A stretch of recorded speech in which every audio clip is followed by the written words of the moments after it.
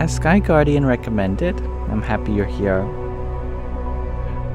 Why don't we read from another section of a spiritual text called the Vachanāmrut. It's a set of discourses from the last 10 years of the life of a being in India known as Bhagwan Swaminarayan. It's a relatively recent spiritual tradition. Although I'm not affiliated with it, and certainly not in any official sense, I think there are some universal truths here that we all can relate in. But sometimes the word choices are very direct, and there is a kind of roughness that might arise, but I'll try my best to affirm to you that this is a perspective that might not be meant for everyone, including myself, and it's all done with love. Here we are reading a passage called Gadhadā 158. The body, bad company, and past Samskars. One becomes like one perceives the great. Samskars refer to past life impressions.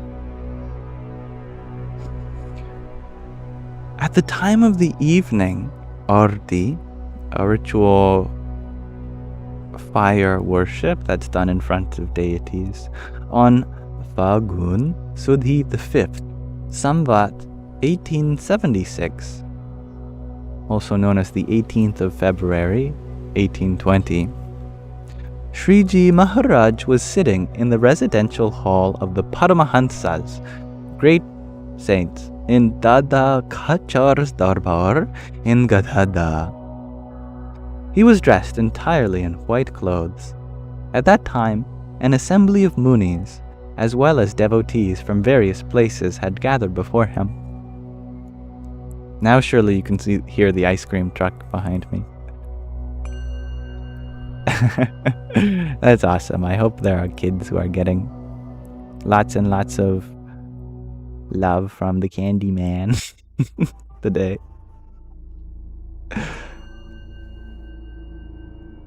Sriji Maharaj then said, "Please ask a question." Thereupon, Muktanand Swami asked, "Maharaj, when a devotee of God engages in worship and remembrance of God, they are disturbed by the forces of Rajogun and Tamogun in their heart. These are qualities of passion and ignorance." I gotta run to get the ice cream truck. Fortunately, all of you are such a resplendent source of sweetness. I don't need to go anywhere else. As a result of this Rajogun and Tamogun influence, they are unable to experience the bliss of voluntary worship and remembrance. So how can the force of those gunas, those qualities, be overcome? Sriji Maharaj explained, the influence of the gunas, the qualities, is due to 3 factors: the body, bad company, and past samskars, impressions remaining from past lives. Of these, the gunas, the qualities that arise due to the body, are overcome by reflecting on the higher self, the Atma, which is detached from the body, and the non-Atma, what is not the true self. Gunas that have arisen due to bad company, these are people who are not influencing us in the best ways in life, we shall say, or eradicated by keeping the company of a sadhu, a saintly person, a holy person, a monk, someone who is working towards their own spiritual liberation, and thus will assist you in yours. Should these 2 methods fail to eradicate the force of Rajogun and Tamogun, the qualities of passion and ignorance, then the problem lies in the influence of some unfavorable samskars, impressions of the past. These are very difficult to eradicate. Like if you consider how many lives have we lived, not just as humans, but even as other creatures, animals. We spent so much energy searching for happiness in food, in a mate, in shelter. Naturally, these impressions remain with us today, and thus we have a lot to work through when it comes to finding happiness in other things beyond these necessities of life and procreation. Anandanand Swami, I like that name. It means the bliss of bliss. Anandanand. Anandanand Swami then asked, how can such unfavorable samskars, impressions of the past, be eradicated? Sriji Maharaj answered, if the extremely great Purush, this is the cosmic person, becomes pleased upon a person, then regardless of how unfavorable the person's samskars may be, they are all destroyed. Moreover, if the great Purush is pleased, a beggar can become a king, regardless of how unfavorable a person's prarabdha may be. It becomes favorable. And regardless of how disastrous a misfortune they are to face, it is avoided. I think we discussed this word before. Prarabdha. Which is a difficult word to say, I must admit. It means fate, basically. It is, these are karmas of the past that are currently unfolding, destined to unfold. Anandanand Swami, the bliss of bliss, asked further, how can a person please such a great Purush, cosmic person? I'm sorry to hear that, Talin. We can certainly talk about that in a moment. Sriji Maharaj explained, first of all, they must be honest with that great son, a saint.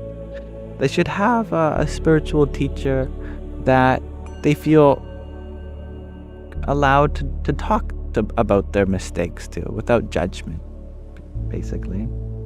They must also forsake lust, anger, avarice, infatuation, matsar, I'm not sure what that one translates to, egotism, jealousy, arrogance, and all desires and cravings.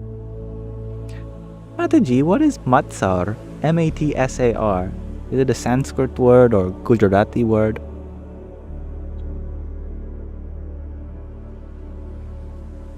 I'm sure she knows. Matsar, darling. It's Sanskrit. Matsar means jealousy or envy. It's an obstacle on the path to moksha, liberation. Better cultivate karuna, compassion. Awesome. Thank you, Mataji. Moreover, they should behave as a servant of the sun and maintain a constant effort to eradicate egotism from their heart. While doing so internally, they should physically continue to bow to everyone as well, bowing to the divinity within every being. As a result, the great Sant will become pleased with them. Thereafter, Mahanubhavanand Swami asked, Maharaj, while staying in the satsang fellowship, that is, keeping good company, how can one eradicate all of one's faults? Also, how can one's bhakti, loving devotion towards God, source energy, continue to flourish day by day? And Ruby, you're wondering, can I read the last passage, please? The one with the word I didn't know. Absolutely. They must also forsake lust, anger, avarice, infatuation, matsar, which is jealousy or envy, egotism. I guess we also have another word for jealousy, so it's probably envy, arrogance, and all the desires and cravings. Basically, a kind of selfish love we have for ourselves, which isn't being reciprocated to everyone else. But yes, Bhavanand Swami asked how we can eradicate all of one's fault while being in true company and flourish in their loving devotion. Sriji Maharaj replied, "The more one continues to imbibe the virtues of the great Purush, cosmic person, the more one's bhakti, loving devotion, begins to flourish. In fact, if one realizes the truly great Purush to be absolutely lust-free, then even if one is as lustful as an animal,